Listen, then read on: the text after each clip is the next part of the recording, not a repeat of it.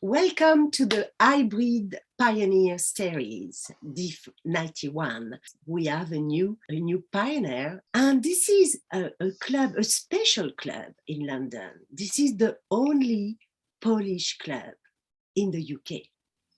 And the name of the club is Polish Your Polish. Ah, yes. Find that funny as well when I met them. So tonight we have with us Rafal Jablonski. Rafal is an IT engineer working for a software company. He has been in Toastmasters for 4 years. Currently, he is the immediate past president and VPPR in Polish Your Polish Club. After a year of online meetings, they switched to hybrid meetings to allow members and guests to participate in person and online. Welcome, Rafal. Good evening. Welcome. So to lead these interviews, we are 2 people. There is Mike Weston and myself. Mike, please, I let you ask the few first questions. Thank you, Annelise, and welcome, Rafal. So let us get to the grips with your hybrid journey. Let's start from that very beginning. How did you go about the process of embarking on hybrid meetings, and why? The question why is probably quite obvious. As Annelise mentioned, we are a very specific club, and we are the only Polish-speaking club in UK, Toastmasters Club, of course. And during the last year, when all meetings were online, it gave us opportunity to invite members and guests from whole UK, everyone who speaks Polish. And we do have members and guests who cannot easily commute to central London to our regular meetings. So now, when we are meeting again in South Kensington in London, it was very natural evolution, as we did not want to lose those people, those members, those guests. We needed to make it possible for them to participate in our meetings without coming to the venue. So it was a very natural choice. I can absolutely understand that. You know, as a president of a London club myself, we've got a lot of commuting members, and just yet while the pandemic was awful, while going online had its challenges, it did open up the world to us, and you wouldn't want to close that door. So I can absolutely understand why you would head down that path.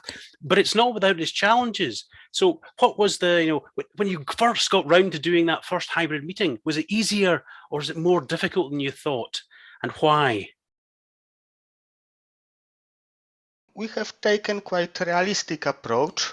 We didn't expect everything to work perfectly from day one.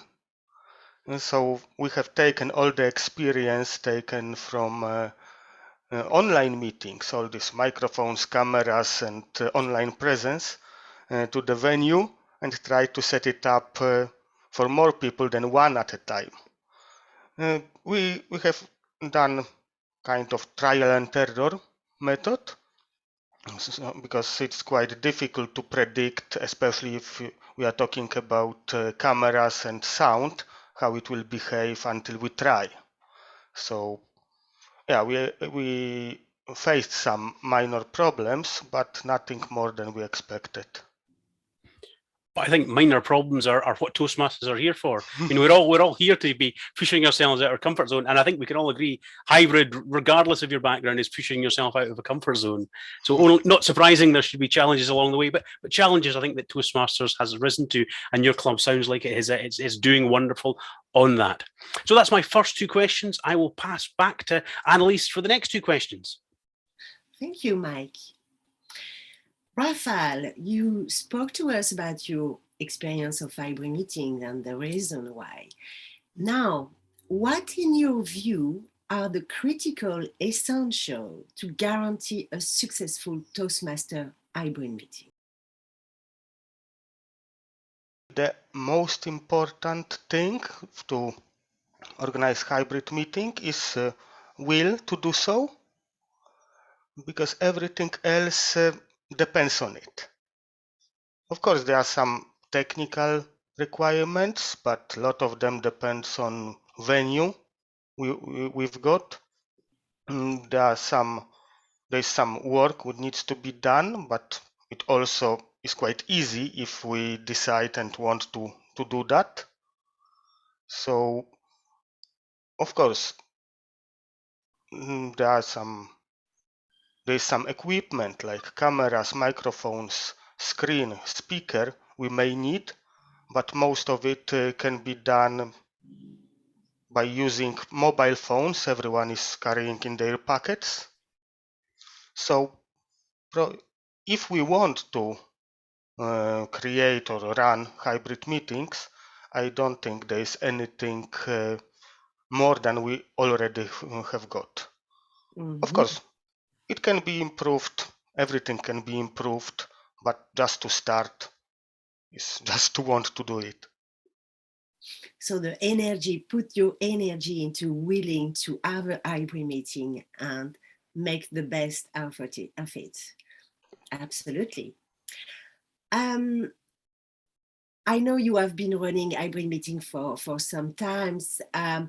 What is a positive that hybrid meetings have provided that neither online or in-person only could have? Having a hybrid meeting, it's kind of having two meetings at once, and so it brings another level of difficulty, because you need to manage physical stage and online stage, which are obviously not same thing, and this brings a new challenge, what we like in Toastmasters, but also gives us opportunity to see how we present ourselves in front of camera, not only sitting in front of laptop or computer, but also on the scene.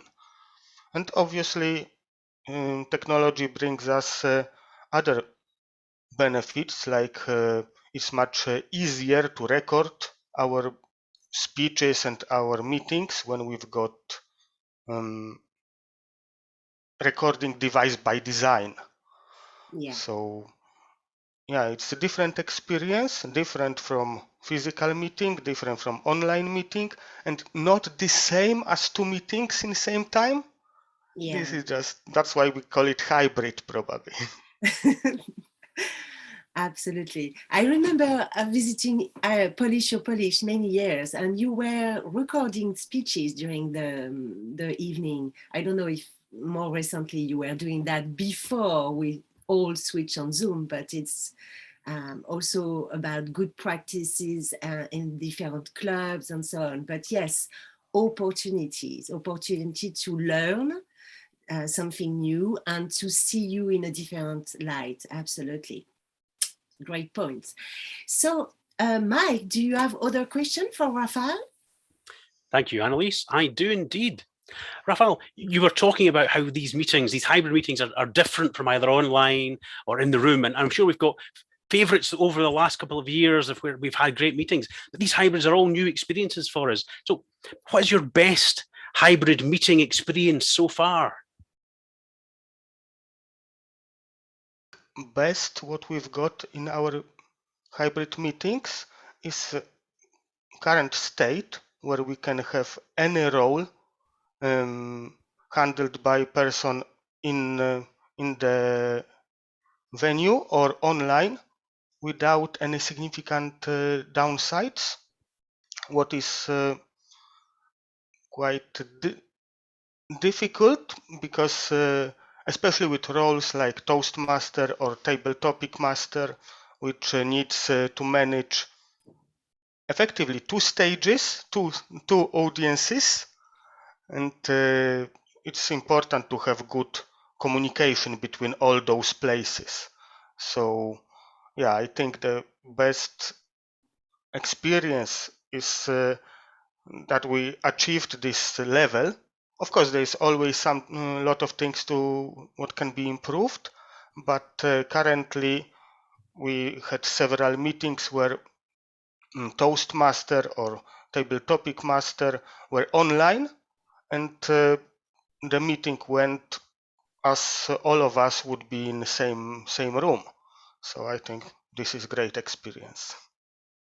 I think that sounds like the absolute dream. You're creating a kind of seamless meeting. So it doesn't matter if you're online or you're in the room, it just feels like the same meeting. And that really is the holy grail for a hybrid meeting. When there are no barriers, everyone feels like they're part of the same meeting, part of the same club. So well done on you for getting to that level, because I think that is definitely a real challenge. You mentioned earlier on that you were using equipment that was off the shelf, so it was people with mobile phones and everything else. So kind of asking you, what were your priorities when it came to selecting the equipment and deciding on the setup? At the beginning, it was quite random. Simply, several people brought what they've got from home. There's cameras, mobile phones, speakers, microphones, and we tried different setups. We are still experimenting. We are still trying. We have experimented with more, less cameras, with mobile phones, and currently we've got, I think, quite good, reliable setup. At the end, we decided to go for a cheap laptop and cameras and microphones connected to it, plus a separate mobile phone acting as main camera for the stage. And it works quite well for us. We are still experimenting, so it may change, but it's more like trial and error than design. So this is the way we choose our equipment. I think that's always the case, though, isn't it? I mean, any plan you put in place is always going to fail because of something you could never have anticipated. And I think just having that flexibility and having that openness is key to making it work.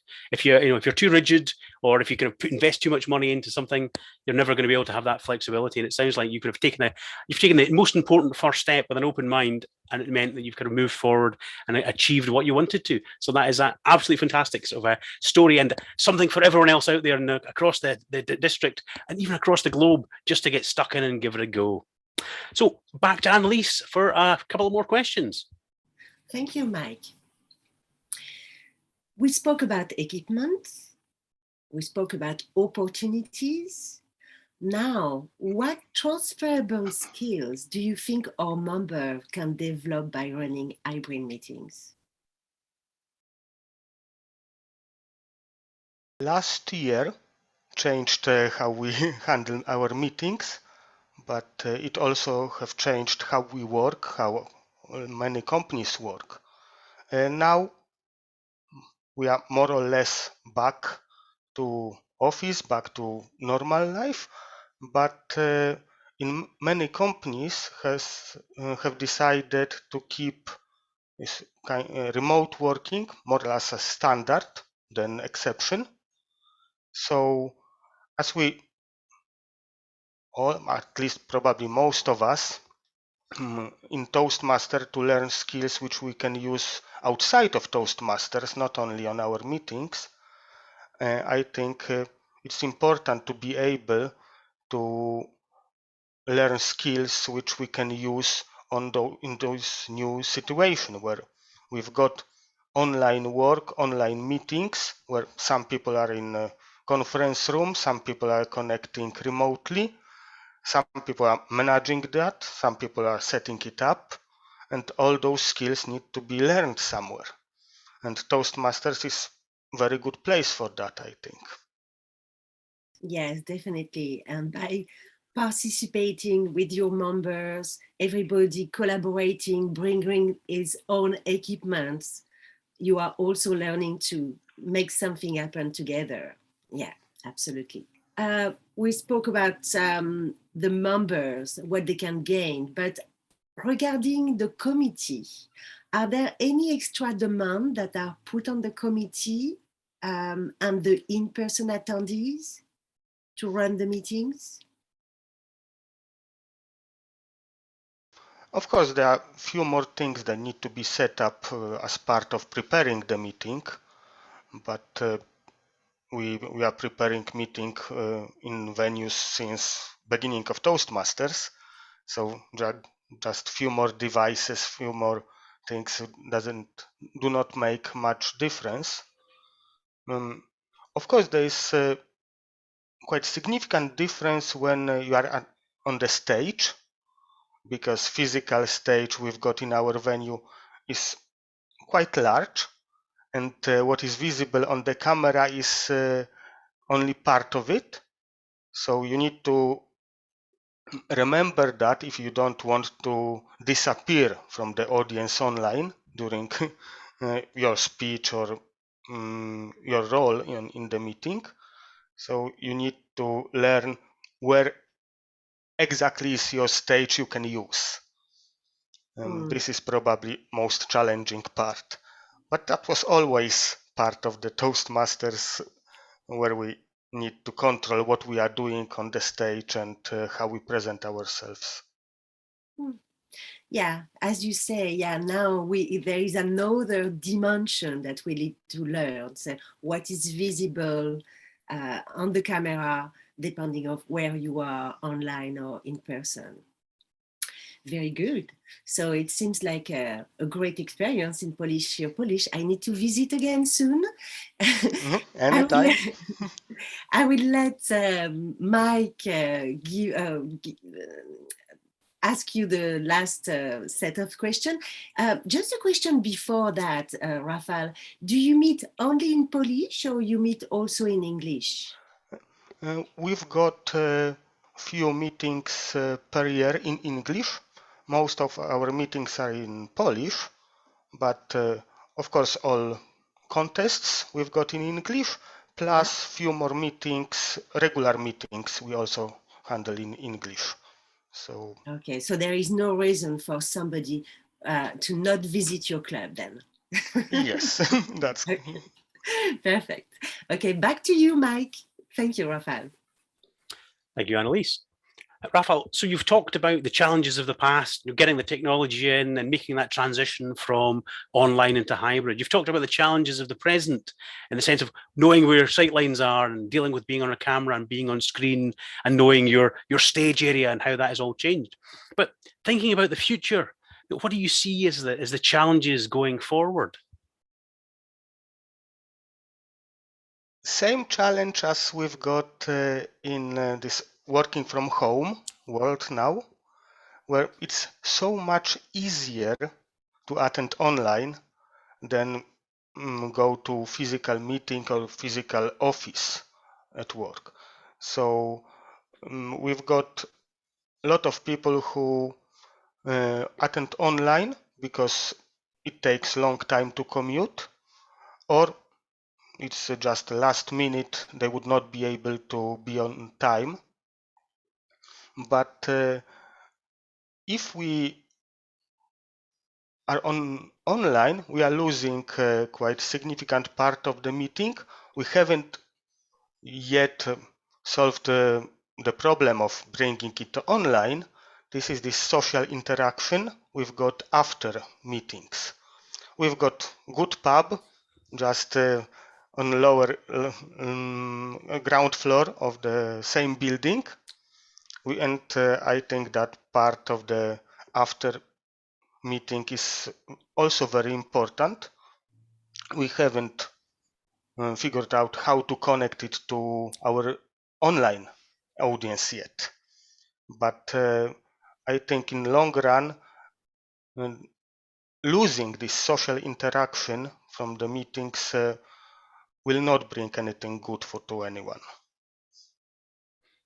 I think you're right. I think it's always going to be a trade-off, isn't it? I mean, the thing is, online you've got that, you can just turn up, the flexibility, it's kind of easy, but you absolutely do lose all that social side. And that for me was obviously the heart of what Toastmasters was. Sitting with having a pint with people afterwards, just being in the room and feeling that energy that you just can't really capture online. So I'm with you 100% that, the challenge is getting to that point where you can operate so that people can drop in and drop out, but you've still got that core in the room, which is that real Toastmasters energy. So I would have to agree with you 100%, and that is a challenge, and as any challenge, an opportunity waiting to be developed. So final question, and we've been through your journey.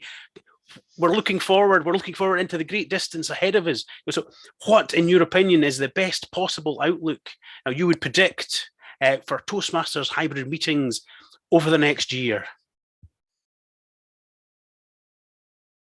I hope hybrid meetings will stay as a standard in Toastmasters, because previously we had only in-person meetings, then we were somehow forced to go online. Now we've got both of them, or both of them in the same time, in form of hybrid meetings.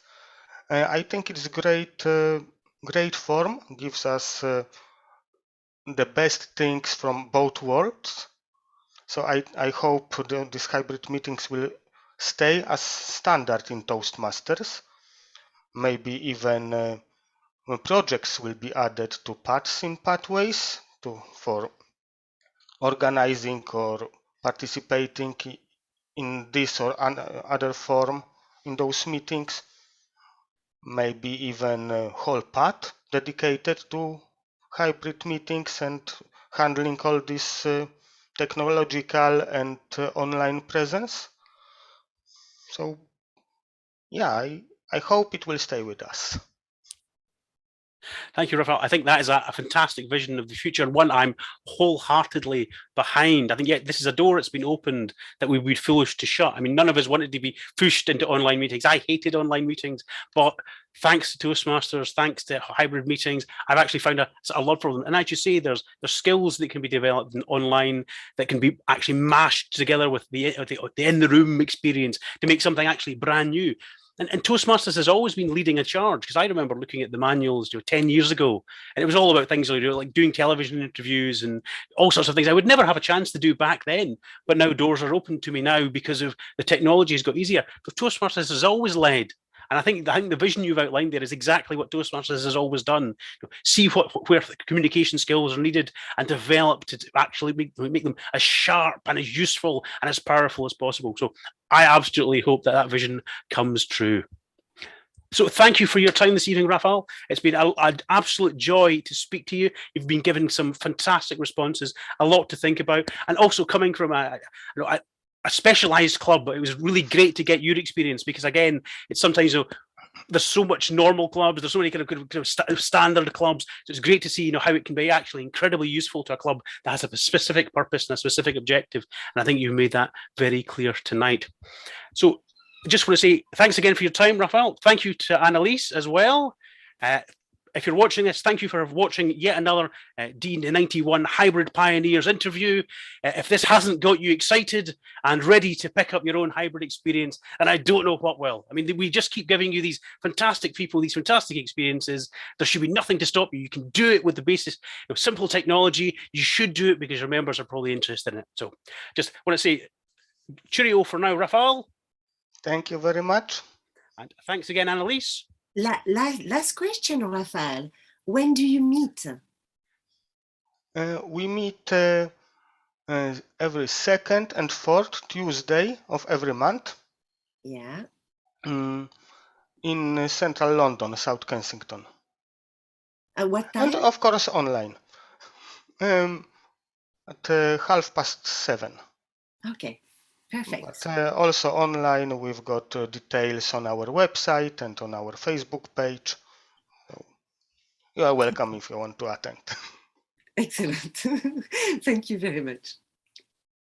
And there you have it, an invitation to join Polish Your Polish and just have a fantastic time from the sounds of it. And that's us for this interview. Please join us for the next one.